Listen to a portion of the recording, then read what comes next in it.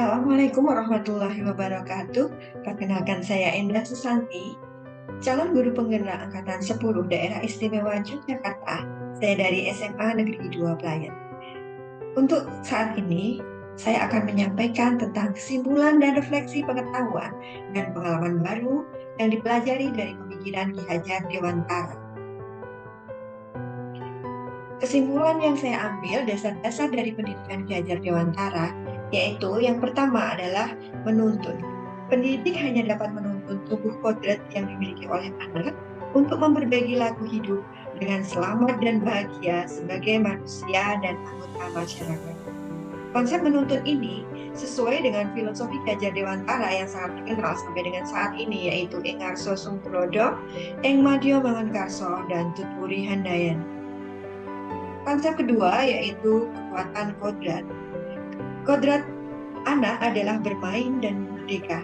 Bermain adalah salah satu kodrat anak. Adanya cipta, rasa, karsa, dan karya, serta pekerti pada anak, sehingga permainan bisa menjadi bagian dari pembelajaran di sekolah. Menuntun kekuatan kodrat dapat berupa kodrat sebagai manusia dan sebagai anggota masyarakat. Kodrat sebagai manusia, mereka akan melakukan relasi kepada Tuhan Yang Maha Esa, kepada diri sendiri ataupun orang lain.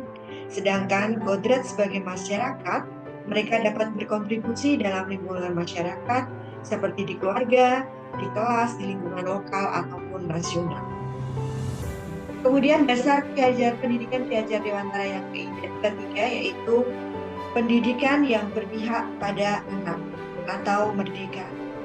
Artinya adalah manusia yang hidup merdeka secara lahir dan batin, tidak tergantung kepada orang lain, akan tetapi bersandar dalam kekuatannya sendiri.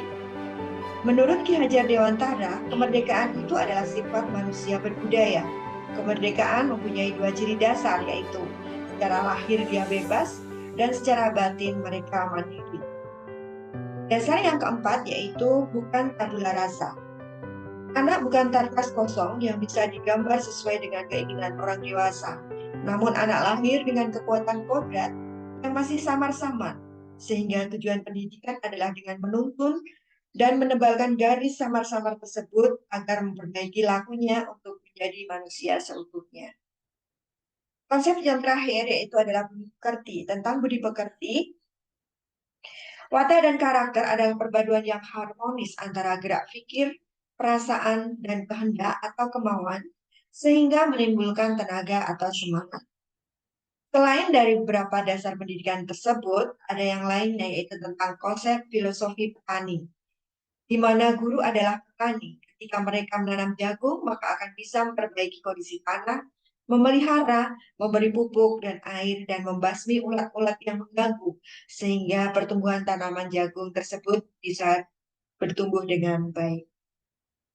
Dari seluruh dasar konsep Ki Hajar Dewantara ini, ada dua kunci pokok dalam filosofi pembelajaran Ki Hajar Dewantara yang dapat diterapkan dalam pembelajaran abad 21, yaitu yang pertama tentang konsep menuntun, yaitu dapat saling berkolaborasi, menjadi manusia yang kritis dan reflektif, dapat berkomunikasi, kreatif, dan inovasi atau inovatif. Kunci pokok yang kedua adalah selamat dan bahagia, yang artinya adalah guru dan murid dapat merdeka belajar dengan berkolaborasi bersama, menggali dan mengembangkan potensi siswa, dan mengakomodasi karakteristik masing-masing untuk mewujudkan student well-being. Kemudian dari pertanyaan pemantik, dari yang saya akan melakukan refleksi, untuk yang pertama adalah apa yang Anda percaya tentang murid dan pembelajaran di kelas sebelum Anda mempelajari modul satu-satu. Yang kedua adalah apa yang berubah dari pemikiran atau perilaku Anda setelah mempelajari modul ini. Dan pertanyaan pemantik yang ketiga adalah apa yang dapat segera Anda terapkan lebih baik agar kelas Anda mencerminkan pemikiran KHD.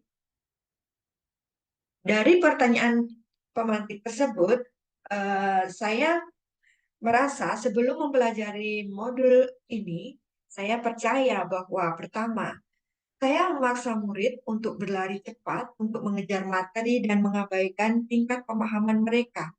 Konfirmasi hanya dengan pertanyaan klasikal. Apakah kalian sudah paham? Dan apabila mereka tidak menjawab, maka saya sudah menganggap mereka paham.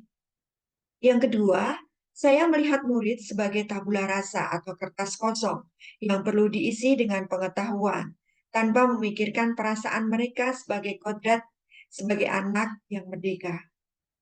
Kemudian yang ketiga, saya melakukan interaksi di kelas cenderung satu arah dengan guru sebagai pemberi informasi dan murid sebagai penerima. Kemudian yang berikutnya, saya kurang mengeksplor kemandirian dan kreativitas karena peran murid hanya mendengarkan dan meniru apa yang disampaikan guru sehingga menghambat mereka dalam berpikir secara kritis dan logis. Kemudian yang kelima, saya mengabaikan kodrat zaman. Saya menganggap mereka seolah-olah berada dalam zaman di mana saya dulu bukan di zaman generasi Z. Seperti saat ini, di mana teknologi sangat dekat dengan kehidupan mereka. Mereka mampu mencari referensi, banyak arus informasi yang mereka lebih tahu daripada kita. Sehingga saya mengajar selayaknya seperti zaman saya dulu belajar. Kemudian yang keenam, saya kurang memperhatikan pada proses belajar dan perkembangan karakter murid, sehingga penilaian hanya difokuskan pada hasil akhir. Yang berikutnya, saya kadang menekan anak dengan nilai, sehingga terjadi kompetisi yang tidak sehat di antara mereka yang mengabaikan nilai kejujuran. Dan yang terakhir, saya tidak memetakan kompetensi awal siswa, sehingga saya menganggap mereka memiliki kemampuan awal yang sama, sehingga hal ini membuat tidak nyaman bagi sebagian siswa yang belum memiliki kemampuan awal.